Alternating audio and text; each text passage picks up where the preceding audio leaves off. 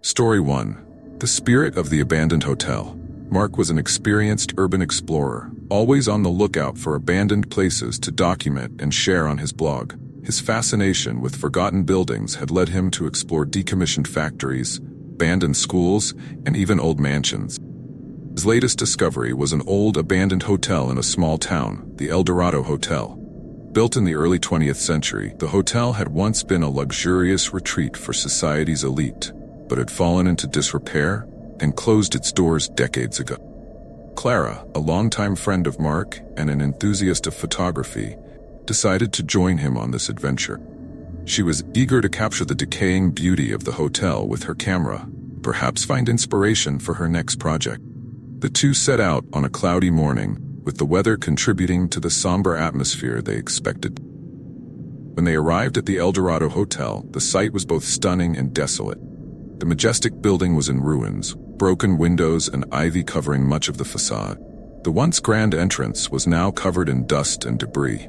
"This place is amazing," said Clara, adjusting her camera. "I can't wait to see what we find inside." Mark smiled. "Let's find out."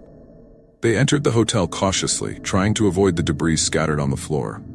The main lobby still retained traces of its former glory. Broken crystal chandeliers hanging from the ceiling and a reception desk covered in dust. Clara began taking photos while Mark explored the corridors. As they walked through the dark hallways, both began to feel a strange presence. Doors that were open closed on their own, and barely audible whispers seemed to echo through the walls. Clara tried to ignore the unsettling signs, focusing on capturing the essence of the place. "Look at this," said Mark, opening a door that led to an old living room. In the corner of the room, there was an extinguished fireplace and an old grand piano covered in dust. Clara took a few photos, marveling at the melancholic atmosphere. Suddenly, they heard footsteps upstairs. They exchanged glances, tension evident on their faces. "Did you hear that?" Clara asked, trying to stay calm. "Yeah," replied Mark, turning on his flashlight. "Let's see what's going on up there." They climbed the central staircase, which creaked with every step. The second floor was even more deteriorated, broken furniture and peeling walls. As they approached one of the rooms, they heard a faint cry coming from inside. Mark slowly opened the door, revealing a room in ruin. In the corner, they saw the hazy figure of a woman, dressed in an old-fashioned dress. She was sitting on the floor, holding something in her hands and crying silently. "Oh my God," whispered Clara, gripping Mark's arm. "It's a ghost." The figure lifted her head and looked directly at them. Her eyes were full of sadness and despair. "Please help me," she said, her voice a distant echo. Mark stepped forward, trying to communicate. "Who are you? What happened here?" "My name is Beatrice," replied the spirit, form flickering slightly. "I was a guest at this hotel. I died here many years ago, and my soul has not found peace since."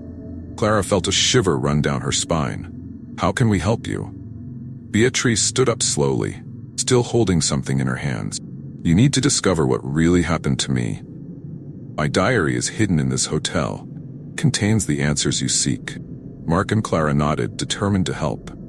"We'll find it," said Mark, feeling the urgency of the situation. Beatrice smiled faintly, her figure beginning to fade. "Thank you. I'll be waiting." The two friends began the search for the diary, combing through every room and corridor of the hotel. As they explored, the feeling of being watched intensified, and paranormal phenomena continued to occur. Lights flickered, shadows moved, and whispering voices seemed to follow them everywhere. After hours of searching, they finally found Beatrice's diary in a trunk in the hotel's basement. Clara opened the diary carefully, her hands trembling with excitement and fear. The pages were yellowed and fragile, but the words written were still legible. "Let's read," said Mark, moving closer to Clara. The diary revealed Beatrice's tragic story. She was a wealthy young woman who had stayed at the El Dorado Hotel with her fiancé. During her stay, she discovered dark secrets about the hotel and its owner. Cruel and unscrupulous man. Beatrice found evidence that the owner was involved in illegal activities and had committed several crimes, including murder. When Beatrice confronted the owner, killed her to silence her. Her body was hidden in the basement, and her death was covered up as a disappearance. The diary contained all the details about the owner's crimes and Beatrice's fate. "We need to take this to the police," said Mark, feeling the gravity of the situation. "People need to know the truth." Before they could leave the basement, Beatrice's figure appeared again. "You found my diary. Now please take it to the authorities. Only then will my soul find peace." Clara nodded, feeling tears in her eyes. "We will, Beatrice. We promise." With the diary in hand, Mark and Clara left the hotel and went straight to the local police station. They handed the diary to the police chief, who was shocked by the revelation. An investigation was opened, and the crimes of the hotel's former owner were finally exposed. Days later, Mark and Clara returned to the Eldorado Hotel to see if Beatrice had found peace. As they entered the lobby, they felt a different atmosphere. The place was quieter, and the feeling of oppression had disappeared. Suddenly, Beatrice's figure appeared before them. This time she was smiling. "Thank you," she said, her voice filled with gratitude. "Now I can rest in peace." With those words, Beatrice's figure slowly faded away until she disappeared completely. Mark and Clara felt a sense of relief and accomplishment, knowing they had helped a lost soul find rest. In the following days, the story of the Eldorado Hotel and Beatrice became known in the town. The hotel, once avoided by everyone, became a place of remembrance and respect. Mark and Clara continued their urban explorations, but never forgot the experience they had at the abandoned hotel. Story 2. The House on the Hill. Laura was a writer seeking inspiration for her new novel. She felt stuck and needed a different environment to rejuvenate her creativity. Her husband, Edward, suggested they temporarily move to an isolated house on top of a hill, an old and picturesque property available for rent. "This house has history," Edward said, showing photos of the Victorian house he had found online. "Maybe it's just what you need to find your inspiration." Laura was enchanted by the idea. The house was beautiful and mysterious, with its Victorian architecture and wild gardens. They decided to rent the house for a few months, hoping the isolation and tranquility would provide the perfect environment for Laura's work. When they arrived at the house on the hill, they were greeted by a breathtaking view of the surrounding hills and forests. The house was in good condition, but there was an air of abandonment and melancholy about it. Laura felt a mix of excitement and apprehension as she entered. "It's perfect," she said, exploring the spacious and well-decorated rooms. "I feel like I can start writing already." Edward smiled. "I'll take care of the shopping and setting things up. You can focus on your book." In the first few days, Laura felt inspired and productive. The house provided the peace and silence she needed. However, as the days passed, she began to notice strange things. Objects moved without explanation. Doors closed on their own, and faint whispers could be heard at night. "Did you hear that?" Laura asked one night as they lay in bed. Edward frowned. "Hear what?" "Whispers," Laura replied, trying to listen again. "Like someone is talking quietly." Edward shook his head. "It's probably the wind. This house is old. There must be a lot of noises." Laura tried to ignore the strange events, but they continued. One night, while writing in her office, she saw a figure in the hallway out of the corner of her eye. It was a woman dressed in an old-fashioned dress, who disappeared as soon as Laura looked directly at her. "Edward, I saw something," Laura said, trying to contain her fear. "I think I saw a ghost." Edward tried to calm her. "Maybe you're tired. Let's take a look tomorrow and see if we can find a rational explanation." The next day, they began investigating the house's history. They talked to neighbors and visited the local library to look for old records. They discovered that the house had belonged to a wealthy family in the late 19th century. The woman Laura had seen was probably Elisa, former owner, who had mysteriously disappeared. Elisa was known for her beauty and kindness, said an elderly neighbor. But there was a big scandal. They say she had an affair and her husband killed her in a fit of jealousy. Her body was never found. Laura felt a chill hearing the story. "I think she's trying to tell us something. We need to find out the truth." Edward agreed, and they began to explore the house more carefully, looking for clues about what might have happened to Elisa. One afternoon, while examining the attic, they found an old box full of letters and documents. The letters were from Elisa to her lover, describing her desire to escape from her abusive husband. She was planning to run away, Laura said, reading one of the letters. Something went wrong. They continued searching for more clues and eventually found a secret room behind a bookshelf in Elisa's office. The room was filled with her personal belongings, including a diary. Laura started reading the diary, which revealed Elisa's tragic story. "He discovered our plan," Elisa wrote in one of the last entries. "He's furious. I'm afraid of what he might do." Laura and Edward felt a mix of sadness and urgency. "We need to find her body and give her a proper burial," Edward said. Guided by the diary, they went to the garden where Elisa mentioned a secret spot. They began digging near an old tree and eventually found buried bones. "My God," Laura murmured, feeling tears stream down her face. "We finally found her." They decided to hold a proper funeral for Elisa, hoping it would bring peace to her spirit. They invited the elderly neighbor and other residents to the ceremony.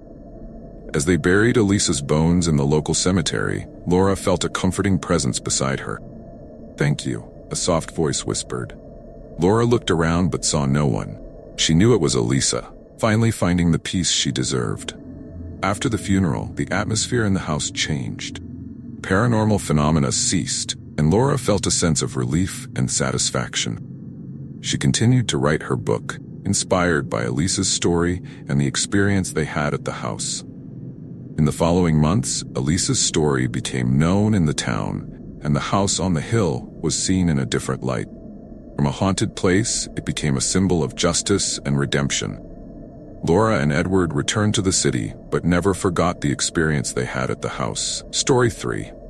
The Theater Ghost. Richard was a veteran actor known for his dedication and passion for theater. For years, he had performed at the Municipal Theater, a historic building in the city center, famous for its architectural beauty and also for its haunting. It was said that the theater was inhabited by the spirits of former actors who had died tragically, and these stories fascinated both the audience and the performers. Sophia, a young theater director, had been hired to direct a new production at the Municipal Theater. It was a big step in her career, and she was determined to make the play a success. Shortly after her arrival, Richard and Sophia met, and he shared some of the theater's legends with her. "Have you heard of the theater ghost?" Richard asked during one of the rehearsals. Sophia smiled, intrigued. "Of course, but I thought it was just a story to attract tourists." Richard shook his head. "It's not just a story. Many of us have had strange experiences here. Objects move on their own, lights flicker, and there are apparitions on the stage." Sophia was skeptical, but her curiosity was piqued. She decided that in addition to directing the play, she would also investigate the haunting story. She wanted to understand what was happening, maybe use it as inspiration for the production. Rehearsals began, and everything seemed to be going well. However, on the first day, they noticed small, inexplicable phenomena. The stage lights flickered randomly, props disappeared and reappeared in different places, and the actors reported feeling a strange presence during the scenes. "Did you feel that?" asked one of the actresses, Mary, after a rehearsal. "It's like someone is watching us." "Yes," Richard replied, looking around. "I felt it, and I don't think we're alone." Sophia decided to investigate further. She spoke with the theater's oldest staff members, who confirmed the haunting reports. She discovered that an actor named John, who had performed there in the early 20th century, tragically died during a performance. John was known for his talent and passion for the art, and his premature death was a great shock to everyone. "He was the best of us," said one of the lighting technicians. "He died on stage, and they say his spirit never left the theater." Sophia began to notice that the paranormal phenomena were more intense at night when the theater was empty. She decided to stay after rehearsals to see if she could capture any evidence. She brought a camera, a recorder, and a flashlight, preparing for a long night of waiting. As she walked through the dark corridors, she felt a shiver run down her spine. The theater, usually a place of life and energy, now seemed dark and oppressive. She heard soft footsteps behind her and turned quickly, but saw no one. "John," she called, her voice echoing through the empty theater. "If you're here, show yourself." Suddenly, the temperature dropped drastically, and her flashlight began to flicker. A hazy figure appeared on the stage, the silhouette of a man in old-fashioned clothes. Sophia's heart raced. She remained firm. "John?" she asked again. The figure seemed to recognize the name and took a step forward. It was clearly a spirit, but his eyes showed deep sadness. "I am John," figure said, his voice a faint whisper. "What do you want?" "I want to understand what happened to you," Sophia replied, trying to stay calm. "Why is your spirit still here?" John sighed and his figure flickered. "I died before completing my work. My passion for the art binds me here. I need to finish my final performance." Sophia felt a wave of compassion for the spirit. "How can we help you?" "Let me perform one last time," John said. "Complete my play, and maybe I can find peace." Sophia nodded. "We'll do it. We'll prepare the play in your honor." The next day, Sophia gathered the actors and the technical team and explained what she had discovered. Initially, everyone was skeptical, but after seeing Sophia's seriousness and hearing Richard's accounts, they agreed to participate in the special production. They began preparing the play that John had never finished, based on old manuscripts found in the theater's archives. They rehearsed with dedication, and the paranormal phenomena seemed to diminish as the play took shape. On the night of the performance, the theater was packed. There was a sense of anticipation and mystery in the air. The actors were nervous but also determined to honor John's spirit. "This is for you, John," Richard murmured before stepping onto the stage. The performance began, and it soon became clear that something extraordinary was happening. The play flowed perfectly. The actors seemed inspired in a way they had never felt before. At the climax of the play, a hazy figure appeared on the stage, dancing and interacting with the actors. It was John, completing his final performance. The audience was silent, mesmerized by what they were seeing. John's presence was tangible, and his energy filled the theater. When the play ended, John's figure took a bow and slowly began to disappear, with a satisfied smile on his face. The theater erupted in applause, and Sophia felt tears in her eyes. She knew they had given John what he needed. After the performance, everyone gathered on the stage, feeling a mix of relief and accomplishment. "It was incredible," said Mary, still breathless. "I've never felt anything like it before." "John finally found peace," Richard said, looking at the empty stage. "And we helped make that happen." In the following days, the story of the theater ghost and the special performance became known throughout the city. The municipal theater was seen not just as a haunted place, but as a place of redemption and memory. Sophia and Richard continued to work together, always remembering the extraordinary experience they had.